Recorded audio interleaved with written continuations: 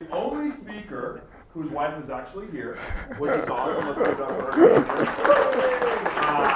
So with that, I'll introduce Josh Braun to be a speaker today.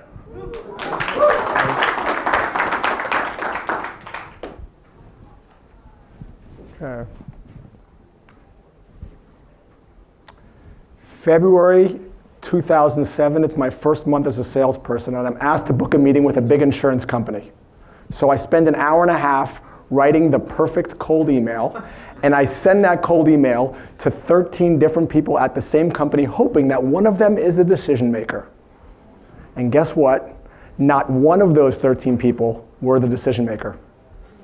However, all 13 of those people sent my one cold email to the decision maker, Michael.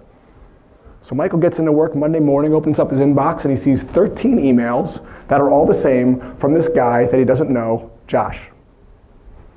It was like he got a 13-touch sequence all at one time. My wife didn't want to be touched 13 times on our honeymoon, so I can't imagine what Michael must have felt. Do you think Michael responded to my email? Show of hands. He did. He actually wrote me a 3-page response. I'm going to share with you the first sentence of that email that I kept right now. And then in 19 minutes and 37 seconds, I'm going to share with you the rest of the email. So here's the first sentence. A little insider info. Anyone who has taken this approach has ended up on my blacklist. It is one of my biggest pet peeves. After that bad impression happened, I vowed never to make a bad impression ever again. So it got me thinking, why do first impressions matter so much when selling? They matter because when you make a positive impression, you make people feel good. And when people feel good, they're more likely to want to talk with you. And the more people you talk with, the more money you make. When you create a bad impression or no impression at all, you don't make people feel good. And when you don't make people feel good, the fewer people want to talk to you, and the fewer people that talk to you, the less money you make. Because first impressions happen really quickly and are long-lasting, whether they're positive or negative, I thought what I'd do today is share with you 9 ways that you can make a better first impression so that you increase your chances of being able to talk to whoever you want. How many of you would be excited if we spent the rest of our time on that? All right. Well, let's do that then, since that's what I have planned. Disclaimer. There is no best way or right way to make a good first impression. The best way is a way that feels good on your soul. If you're funny, use humor. If you're not, don't. There are plenty of ways to make a good first impression where you don't have to be a comedian. There's one thing that's going to help you get the most out of this talk today, and it's this. If you have this thought, this won't work with my prospects. I could never say that to them. They're CIOs, CTOs, CEOs. These are serious people doing serious things. I want you to stop yourself, and I want you to think this instead. Prospects, they're just like us. They like to watch Netflix. They really love smoothies, and they like to laugh. They don't stop doing all these things when they come into work. Your prospects don't lose their sense of humor when they open the doors and start their job. Thing number 1 of 9 ways, give answers. Every week, I get 19 LinkedIn connection requests that look like this, or that look like this. And I ignore them all because they're what advertising legend David Trott calls a white circle in a sea of white circles. And when you are the 20th white circle in a sea of white circles, you get ignored because the brain is a pattern-making machine. It groups all these things together and says, I don't have to pay attention to those things. I know what those things are, so that I could pay attention to more important things. It's why you're not concentrating on all these brown chairs in the room. If you were concentrating on all these brown chairs in the room and me, your head would explode. This concept of the red X to be able to stand out looks like this. The only way to stand out is if you're that. And if you're just a little bit different, the brain says, what do I do with this thing that I've never seen before? And look what happens. Just by being a little bit different, you get 50% mind share. The concept of the red X is very important when you make a first impression, because when you send a cold outreach to a prospect, they are asking themselves 4 questions before they decide if they want to talk to you. And the first question is this: should I pay attention to you? And if the answer is no, and you're a white circle, you don't pass go, and you don't get to go to question number 2. 2 weeks ago, I got this. A red X from someone I didn't know, named Nellie, or should I say, a blue rectangle. Because it was a blue rectangle and it wasn't a white circle, I had to pay attention to it. Like, what is this thing?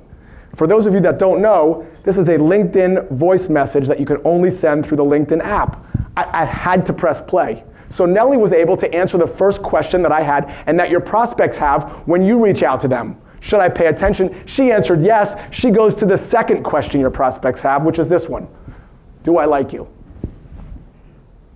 Raise your hand if you've ever been with someone and within the first 5 minutes you're like, I like that person. You just know, right? So let's play this message and just see if we feel it. See if we feel that we like her. Because your prospects are doing the same thing when they read the first 4 words of your voicemail or your email or your letters. Here we go. Hey Josh, I've been following your content, your LinkedIn profile, pretty much since I got on LinkedIn, which isn't that long ago, about 3 weeks ago. Anyway, I love your overall message, and I especially like the one-on-one role-playing videos. I find that helpful in my day job. I work in business development in the plastics industry during the day, and I also edit as a freelance editor. Likeable, nice. The voice wasn't an amped up sales voice. She was friendly. The compliment was genuine. She gave me some details. There was what I call oomph behind it. Very different than love your podcast, love your posts. And when people acknowledge you, guess what? Makes you feel good. And when people make you feel good, you want more of those people. You probably never want to be around people that don't make you feel good. She gets to go to question number 3 because she answered that question yes. She gets to go to this next one, which is, can you help me solve a problem? Your prospects have problems all the time. Let's see if she can help me solve one. One of my colleagues downloaded your Badass B2B plays and sent a passage to me where he found a few errors and pointed them out to me. I hope you don't mind, I put some markups on the first 4 or 5 pages where there are some errors to be fixed. I'm wondering if you'd be interested in having me look it over, just so that the overall written message matches the impact of your content and what you put out there. So if you're interested in that, give me a shout. Let's talk. Nellie did what great salespeople do. I didn't have a problem. She calls me up, what's your problem? I don't have one. She found a problem. The best salespeople don't ask about problems, they found them. And she found a problem that was bad for me. Typographical errors, grammar errors, maybe I get negative reviews, maybe people start bashing me, maybe my sales go down. After Nellie, my grammar's perfect, it's better for me. So she's able to answer the next question, which is, do you help me solve a problem? Do you help me do something better? Do you help me kick more ass? Notice what Nellie is not doing. She's not talking about her product or her service, because it has nothing to do with what would interest me. First, I have to identify a problem, because your solution has no value without a problem. If you're selling me meat and I'm a vegetarian, I don't care. She's able to go to the 4th and final question, which is, are you credible? Do you even know what the heck you're talking about? She doesn't tell me how credible she is with case studies. She shows me how credible she is by ripping a page out of my book and saying, here's your big bad mistake and here's how I'd fix it. I cruise over to her profile and see that she's doing a series of grammar lessons. This one in particular, the difference between bawling AW and ALL. The lessons are clear, I learned something, and dare I say, they're fun to watch for grammar lessons. She answers the last question, are you credible? I get on a call with her and hire her on the spot. She's edited this deck, so if you see any typographical errors, talk to Nellie. And she's also edited my book. Now she's my full-time editor going through all my content. Jessica, SDR remerge. Let's see how she goes through the 4 questions. By way of context, here's the problem. Imagine you're a marketing director and you spent $30 getting people to use your app. They come into your app, and they spend $2 and they never come back. Congratulations, you lost 28 bucks. Remerge makes that go away. They bring those people back to your app, so they spend 40 bucks. As that as a backdrop, let's see how Jessica does when she's reaching out to marketing directors. Should I pay attention? Jessica sends a green envelope with a handwritten address. That's a red X. Just like that guy sitting over there in the green suit with the white hat on. He stands out because he too is a red X. So she answers the first question, should I pay attention to you? She gets to go to the next question, do I like you? And now this is a written word. Let's see if we just get a feel for her when we're reading her first words. How does she make us feel? Does she sound like a marketing robot? Or does she sound like a human person that we maybe want to have lunch with? Here we go. Dear Hillary, I hope this reaches you well. I haven't contacted anyone via snail mail in years, but I figured you might get a kick out of receiving an actual letter. That just sounds like a person. That doesn't start with value proposition, benefit statement, jargony jargon. She answers the second question, do I like you? She gets to go to the third question, can you help me solve a problem? Because if you can't, I don't care. Here we go. Considering this probably took a week to reach you, I'll get straight to the point. I noticed on Apptopia that Gilt's monthly active users dropped 15% last quarter. We help bring those lapsed users back so you can drive more in-app purchases. Solves a problem. You're able to help me. Are you credible? Let's see. We've been doing this for 3 years, and on average, we achieve a 250% return on ad spend, and then back to being human. So my point is, if increasing revenue is your thing, I'm your girl, and then she goes back into the likability bucket and does something spectacular. Check this out. As a small token of gratitude, I've included a recipe for the best chocolate chip cookies you'll ever have, along with a photo of a pug that agrees. If you don't hate pugs or cookies, I'd love to connect over a call. I promise to be in touch via email too, but only when you least expect it. And then she sends a little pug with a cookie recipe, and the caption says, these taste just as good as increasing revenue feels. And within about 5 minutes of sending the follow-up email, she gets this back, books the meeting, this turns into an opportunity, and actually, more importantly, closed revenue. Here's another example, an AE at the same client. He sent the direct mail. The prospect liked the outreach so much that he took a picture of it and tweeted it. Now imagine you're that account executive and you see that tweet and you have to pick up the call. That's a much warmer call. Great, this was the best tweet you made? How did you know to tweet this? It's the best tweet you've made all week. My name is Jim. And it's just a warm conversation. The outreach you make should be so great that your prospects want to retweet it. Jimmy sent a direct mail as well. He found out that his prospect liked Justin Timberlake. So he referenced that in his mail. To sweeten the deal, I've included a picture of Justin Timberlake in his younger days. Frosted tips and all, you won't regret our call. This, I promise you, reference to a Justin Timberlake. They actually included the picture of Justin Timberlake, but what he failed to include was his contact information at the bottom of his letter. The prospect got the letter and felt so good about it that she wrote him a letter back and snail mailed it back to him. And yes, I have the letter. Would you like to see it? Would you like to see it? Yes. Okay, I'll show it to you. Oh, so there's him. And this is what she said. Oops. I applaud you on your genius method of getting me to read your cold contact. I don't want to be that girl. But I'd like to take this time to highlight your rookie error. You neglected to include your contact info, and I have to say, it's tearing up my heart. I've included a picture of JT reflecting on your mistake, and there he is. And then at the bottom, this is an example of contact details that could have been included. Ended up booking the meeting, and it turned into an opportunity. I'm not sure if this one closed. Number 2. The best part is the bye-bye-bye. Right. Number 2, give surprises. A few years ago, I was into putting iPhone accessories on my iPhone, like lenses, you know, the wide-angle lenses and the fish lenses. So I'm on the site Photo Jojo. It's Tuesday. It's 9:30 at night, and I get a pop-up. And the pop-up says, want to hear a joke? And I say, sure. And Jerome, the robot, says, knock, knock, and I say, who's there? I'm like, it's a clever robot interacting with me. And the robot says, cows go. And I say, cows go who? And the robot says, no, cows go moo. So So I decide to test the robot, and I say, that's a good one, Jerome. Do you want to hear one? And Jerome the robot says, of course. It's not a robot. That's a real person on the Photo Jojo website that's responsible for telling knock-knock jokes at 9:30 at night on a Tuesday. So I say, Jerome says, of course. I say, knock, knock, who's there? Little old lady who? And then I say, I didn't know you could yodel. And Jerome says, there's a lot about me you don't know. Jerome made me feel so good that I've shared this thousands of times, and I bought a ton of stuff. Do you think when they ship my lens to me that their shipping notifications look like this? That is a white circle. Is that going to make you feel anything? Not going to make you feel good. When Photo Jojo sends your product, the shipping notification is written by the thing you ordered. So I ordered a lens. Hey Josh, Jelly Lens Kit here. I just found out I'm heading to you and I couldn't be happier. I've been waiting to experiment with panorama glitching and just needed that special human touch to really get it right.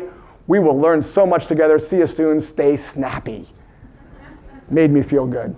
Dale Dupree is a copier salesman. A copier salesman. One of the most commoditized things you could ever think of. How is he going to make people feel good? Well, he doesn't call himself a copier salesman. He calls himself the copier warrior. He yields a sword. It's a make pretend sword. When he goes into a company, he says, tell him Dale's here, the copier warrior. I fight against jammed copy machines and copy machines spewing ink. That's what his business card looks like. For Dale, when he wants to make a good first impression, he sends a brick in the mail that's actually a sponge and says, hey, if your copy machine is acting up and it's jamming, here are directions on how to throw a brick at it. First step, take the brick in your hand. Second step, throw it back. Third step, launch it at the copy machine and call me. I'm Dale Dupree, the copier warrior. Dale Dupree has been the #1 copier salesman in the state of Florida for 10 years because he makes people feel really good. Oxytocin is released when you make people feel good. They want more of that. Jeremy over at Lead IQ books 69 meetings in September, sales qualified meetings. He found out that one of his prospects was having a little baby. So rather than sending an email, he took a look at this company's logo, took a look at the prospect, and he sent a cute little onesie, with a little note congratulating him on his little baby. Got a meeting, booked the opportunity. Outreach that was so good that it was shared on LinkedIn. That's how your outreach should be. So good that when you send it, you'd be proud to share it and that your prospects, more importantly, will be able to share it as well. Way number 3, give knowledge. Raise your hand if you guys are shopping for a new laptop right now. Raise your hand if you might be shopping for a laptop one day in the future. That's outbound, my friends. When you contact people, they're probably not shopping for the thing you're selling. My laptop, about 4 months ago, started to be slower booting up. If you were to cold call me and say, will you book a meeting? I'd probably take one, but I'm not buying. That's why so many meetings that are booked by SDRs, nothing happens because they're not in the buying mode. It's not enough to just have a problem. The problem has to be high on what I call the struggleometer. My computer's booting up, it takes 3 minutes, but I just leave it on. It's not a much motivation for me to go buy a new computer for $3,000. So I'll take the meeting, but I'm not buying. Now fast forward to 2 weeks ago, all of a sudden my computer starts making weird noises and I got this talk. Where am I now in the struggleometer? I'm in the red zone. I go to the Apple store and I buy this Mac. The question is, what do you do in the meantime? What do you do to be top of mind while people aren't at the red zone yet? Well, I'm going to show you. And this is what nobody's doing. And this is the biggest opportunity, I think, for sales reps. Because what's currently done now is either nothing or I'll follow up in 7 months.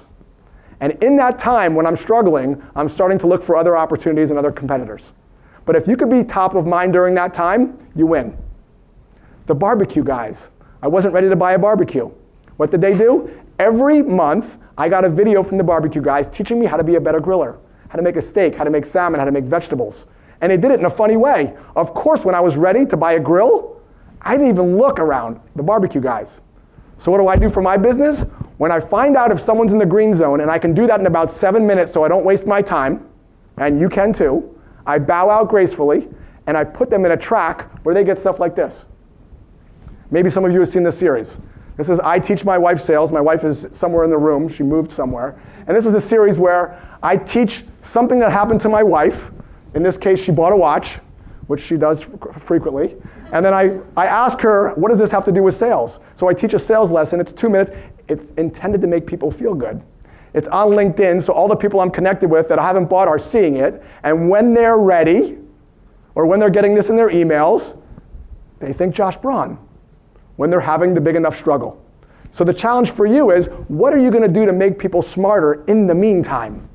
You don't have to have anything fancy. You just get on the video, and you just talk about something that might matter to them. And eventually, this is what happens. This is from T-Mobile. Josh, I'm interested to discuss working with you. This is someone I spoke to that was in the green zone, found out in about 7 minutes, because very rarely are people in the red zone at the beginning, put him in the nurture track through outreach and on LinkedIn. And when he was in the red zone, he came back, and now he's ready to buy. Very critical concept. Example for cold email. So if we know this going in, that people are usually in the green zone when we contact them, how can we portray that in our cold email? Here's how. Just include a nice little sentence like this. Even if we never talk again, you'll get 2 ideas that might help you start more conversations with your prospects. So when people book meetings with me, they know, and I share some education with them because I know they're probably in the green zone. On a rare occasion, they're in the red zone. Just like I said, how many people are getting a laptop? 1 person raised their hand. That's why response rates and booked meeting rates from book meetings to close is so low, because there's no nurture track in place. When they come back, they're in the red zone. Example for LinkedIn. So I'll show you my LinkedIn connection request. Everyone's getting their cameras out. Guys, this is all in my book, but you can take pictures of it if you will. But this is an example for a connection LinkedIn request. So how can I do a LinkedIn connection request with this struggleometer in mind? I know that people are not in the red zone, probably when I contact them. But they would be open to learning about something that would make them smarter. So this is a LinkedIn connection request that gets an 85% accept rate. When they accept, guess what they see? My feed of content coming at them every day.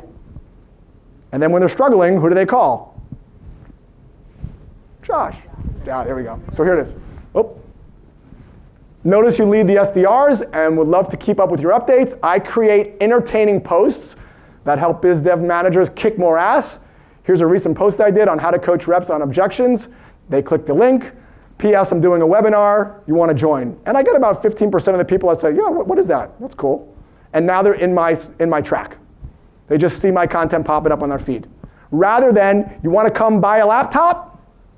Well, I'll come to your demo, sure. I want to kill an hour. I got to work till 5 anyway. But they're not in the red zone. They're in the green zone.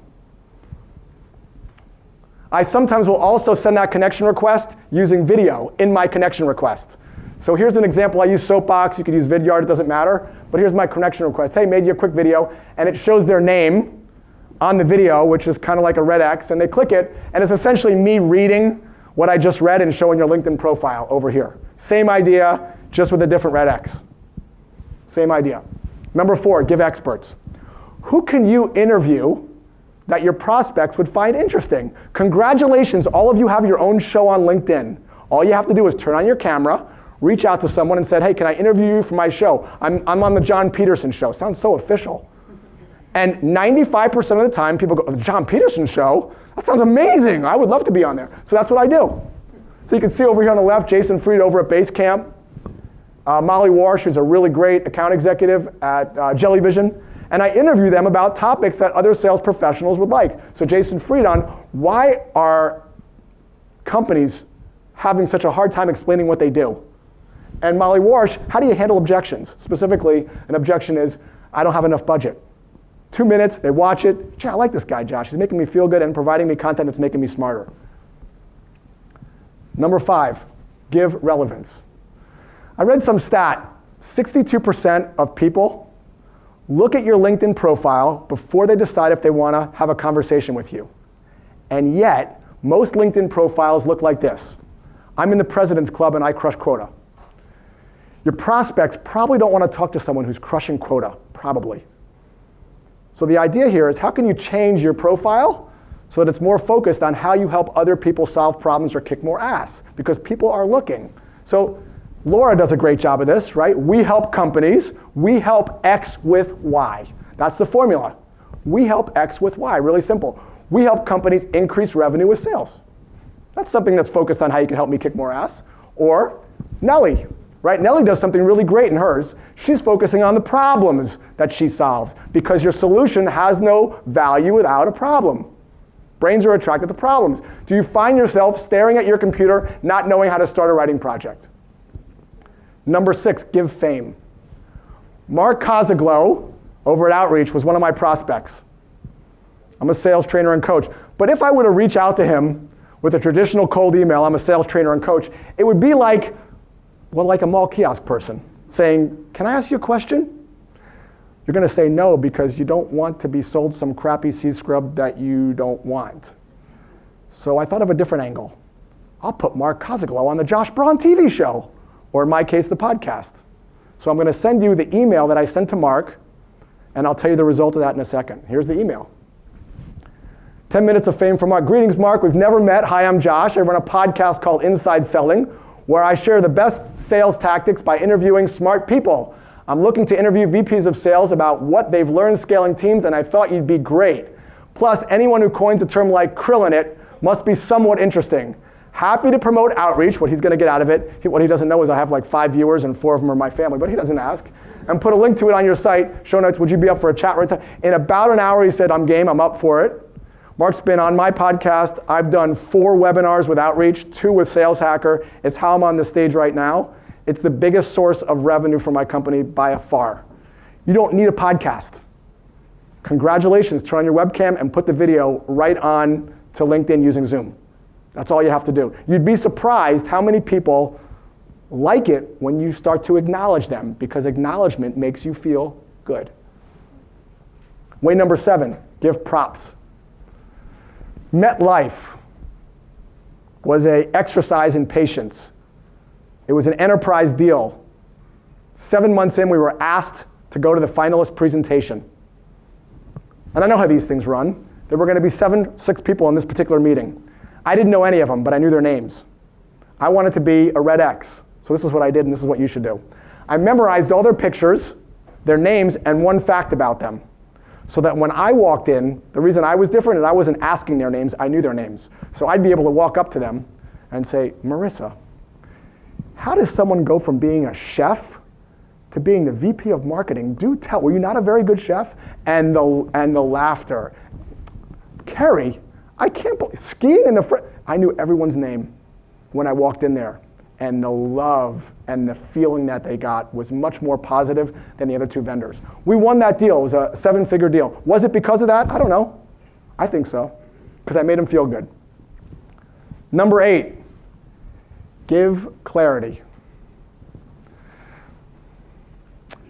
Last night, I walked around and I asked 15 people, what do you do?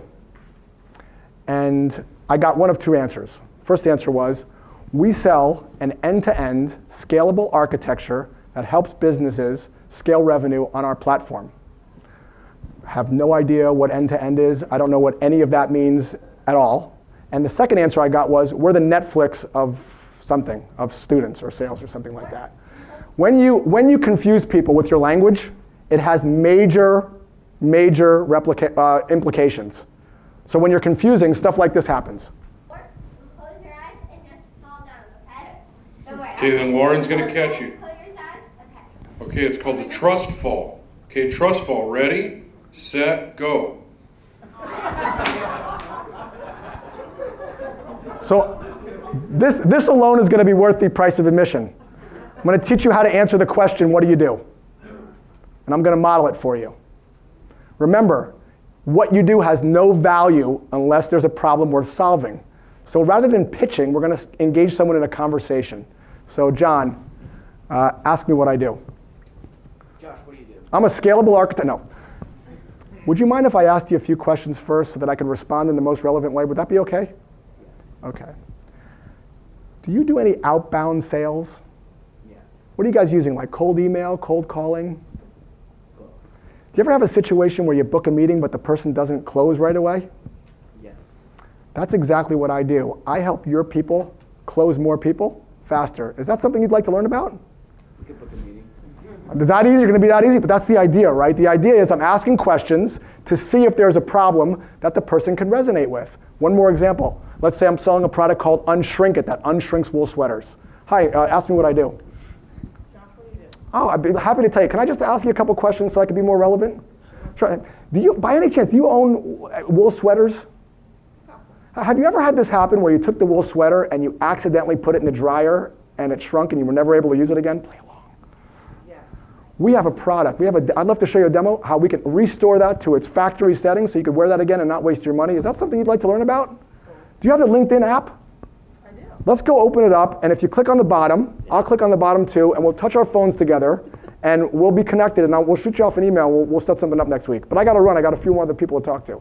Perfect. Imagine if you did that. Look at the opportunities that are being wasted at networking events because you are confusing people. I was confused 19 times, and I'm in the business, and I don't know what any of you do that I talk to, literally. Especially the vendors that were in the other room. Give flair. Okay, great example right there. Now, here's a better example. Joe Garvey is the CEO of Clash Wars. He does scavenger hunts for companies. He dresses like this in San Francisco. One day, he's in the bagel shop, strikes up a conversation with someone because they walk up to him saying, "Nice pants." Asks him what he does. Says, "I do scavenger hunts for tech companies to bring the culture together." She goes, "Oh my God, I work for Google. We love stuff like that." And they're a customer. Joe Garvey attributes 20% of his 2016 revenue to his pants. His pants strike up conversations, about 5 a day. Some of those conversations turn into connections, some into opportunities, and some into revenue. So Sam is a great example of this. You've seen him with the blue hair, this guy with the glasses that I saw last night, and me. So every time I would go to a meeting, I would sit like this. I still do it. And every single time, the people in the meeting would compliment me on my socks. It was something I was known for every time I walked into a room. All the other vendors were wearing blue socks, or white socks, or black socks. When they became customers around the holidays, they would send me socks in the mail. I still have them, especially little Hanukkah socks, which were darling. We went through 9 things. What do they all have in common? Giving is at the heart of making a good first impression. When you give, you make people feel good, and when you make people feel good, doors open. When you make people feel bad, they close. Or do they? Do you remember Michael in the beginning of the presentation, the guy I sent the 13 emails to? What I didn't tell you is about the rest of his email. The rest of his email, Michael taught me what I could have done to book a meeting with him and to sell him and to get his attention. It was 3 pages. I read that email about 10 times over the course of 2 days, and I called him up on the phone to thank him and told him what I learned and showed him my notes. He talked to me that day for 45 minutes because I made him feel good. I went out and visited him a couple times with my socks on, of course. You know how this is ending. He became a customer. 3 months ago, I noticed that Michael had a work anniversary on LinkedIn, so I shot him off a quick congrats. He responded with this: "Thanks, Josh, for the note. What are you doing these days? Still wearing those cool socks?" I forgot what I sold Michael. I doubt he forgot what he bought, but Michael never forgot how I made him feel. What are you going to do next week to make your prospects feel good? Thank you, everybody. Thank you, thank you.